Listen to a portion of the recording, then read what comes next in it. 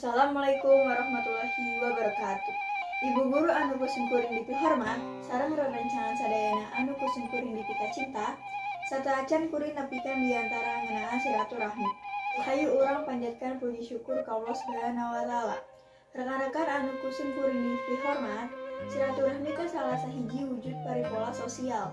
Salaku makhluk anu teu bisa hirup nyalira eta lumrah mun urang boga babaturan.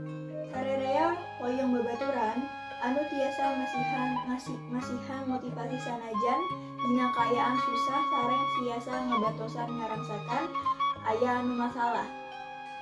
Naon ari soba sajati, babaturan anu leres nyaeta jalma anu ngajalin silaturahmi sareng urang. Tiasa masihan solusi upami urang gaduh masalah, sok aya ngabantosan urang nalika aya masalah jeung sareng aranjeunna sok ngingetkeun nalika urang aya dina kasalahan. Sakitu pidato ti sim kuring.